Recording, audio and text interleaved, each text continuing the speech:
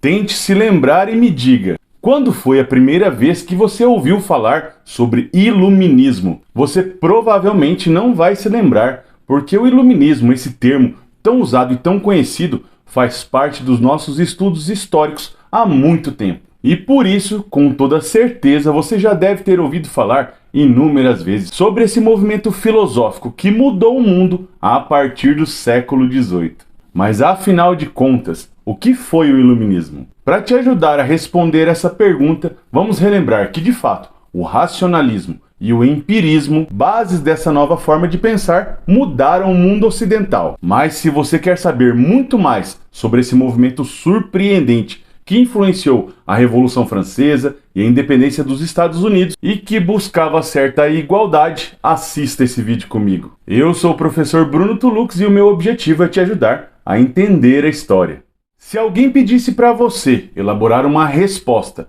definindo o que foi o iluminismo, certamente você e a maioria das pessoas diriam: o iluminismo foi um movimento que buscava a racionalidade e que contestava as práticas do absolutismo. Ok, essa é uma resposta aceitável, mas esse movimento que surgiu como uma das revoluções burguesas foi extremamente importante para transformar o pensamento ocidental. Isso porque ele era fundamentado na ciência e na racionalidade e nos deixou um legado fantástico, extremamente importante, de pensadores e filósofos, como Voltaire, Rousseau e Montesquieu, por exemplo.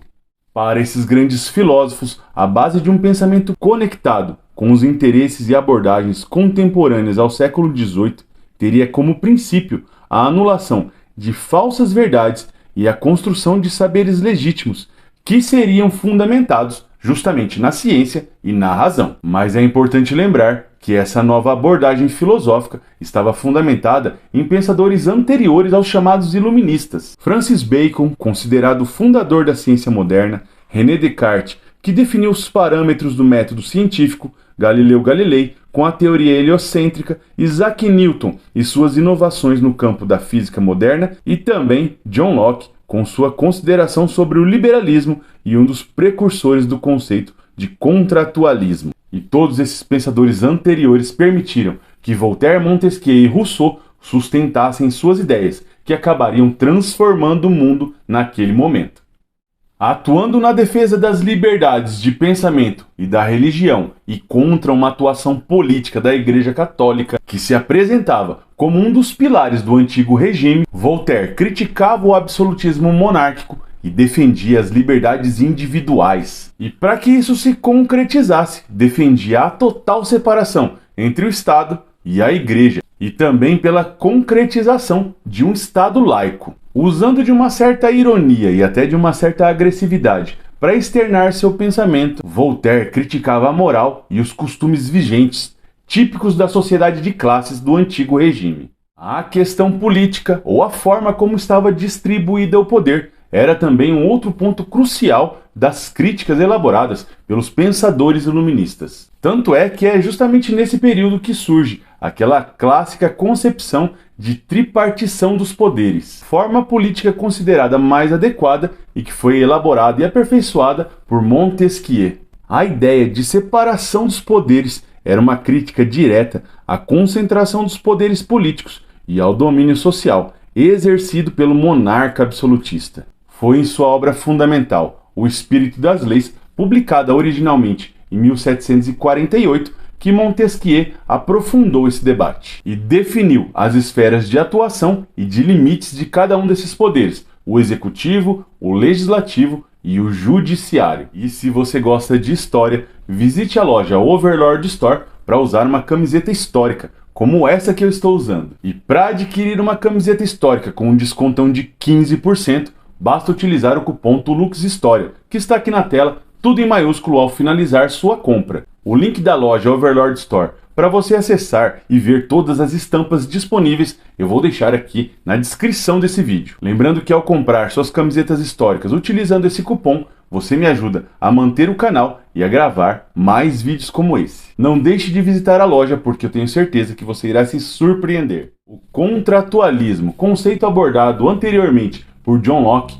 ressurge no Iluminismo com uma nova roupagem. Em O Contrato Social, obra publicada em 1762 por Jean-Jacques Rousseau, o filósofo suíço apresenta uma proposta que apresenta a civilização ou a sociedade como ponto de desequilíbrio das pessoas, já que leva à degradação moral e à perda da liberdade. E o estado ideal só seria alcançado através do estado de natureza ou estado natureza, retomando a ideia do contrato social, onde todos os indivíduos usufruiriam dos mesmos privilégios e viveriam em uma sociedade sem desigualdades sociais, tirania ou escravidão. A partir daí surge a velha máxima de Rousseau, que diz o seguinte: o homem é bom por natureza, é a sociedade que o corrompe. Para esse pensador, somente através de um pacto social essa sociedade seria alcançada, e, para tanto, defendia que o poder político deveria ser fundado coletivamente.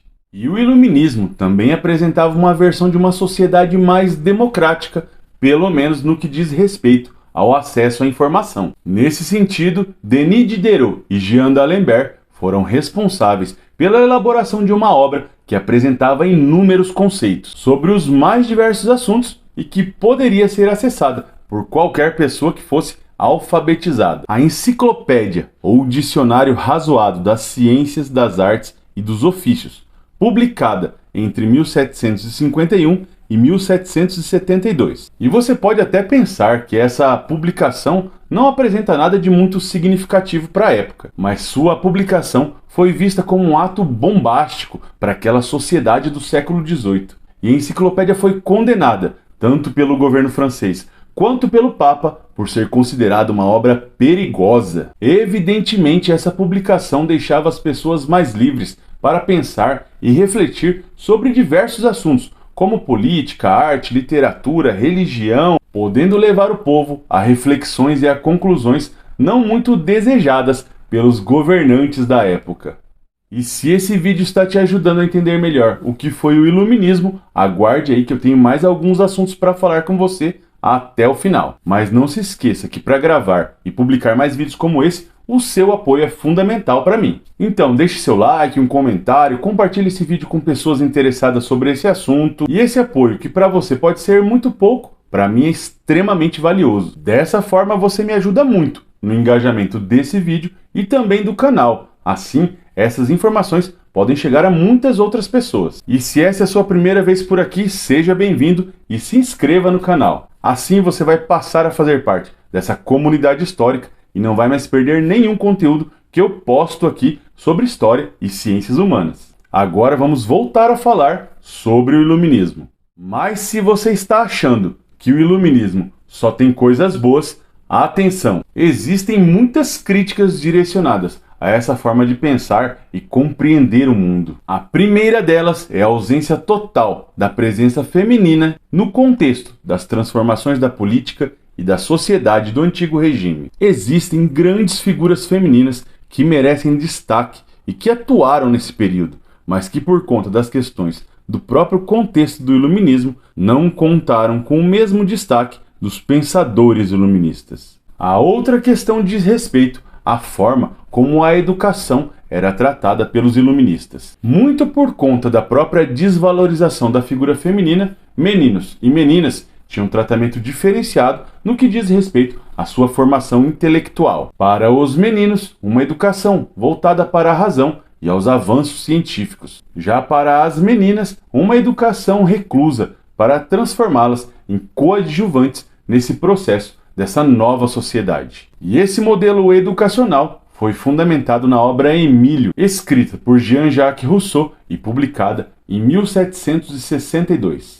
As transformações apresentadas pelo iluminismo impactaram também na economia, através do pensamento de Adam Smith e da construção do conceito de liberalismo econômico, conceito em que esse pensador se opõe às práticas do mercantilismo em favor do livre mercado, um conceito imortalizado pela oposição à mão invisível do Estado que manipulava e controlava a economia dos estados do antigo regime. Outra transformação que impacta na política ocidental é justamente a adequação de governantes que nunca abriram mão da concentração de poderes, mas que adequaram algumas de suas práticas para o incentivo à produção científica e artística, além de concederem maiores direitos políticos e sociais a população, adaptando suas ações aos ideais liberais. Nesse caso, os déspotas esclarecidos, como ficaram conhecidos esses governantes, foram representados por Frederico II da Prússia, Catarina II do Império Russo e o Marquês de Pombal, primeiro-ministro de Dom José I, rei de Portugal. É incontestável a influência do Iluminismo nos eventos seguintes do mundo ocidental. E tanto a independência dos Estados Unidos quanto a própria Revolução Francesa podem ser compreendidos como desdobramentos dessa nova forma de pensar e entender o mundo a partir dos ideais burgueses. Dessa forma é possível entender e afirmar que o Iluminismo foi um verdadeiro divisor de águas na política e na sociedade ocidental. Se esse vídeo te ajudou de alguma forma, registre aqui o seu nível de satisfação. E se você quiser fazer qualquer pergunta sobre esse ou outros assuntos da história, deixe aqui nos comentários com a hashtag Pergunte ao Professor. Eu vou ficando por aqui e vou deixar aqui na tela duas recomendações de vídeos. Um sobre os 10 motivos que levaram à independência dos Estados Unidos e o último vídeo que eu gravei e publiquei no canal. Eu espero encontrar vocês nesses próximos vídeos. Meu nome é Bruno Tulux e o meu objetivo é te ajudar a entender a história. Valeu e tchau, tchau!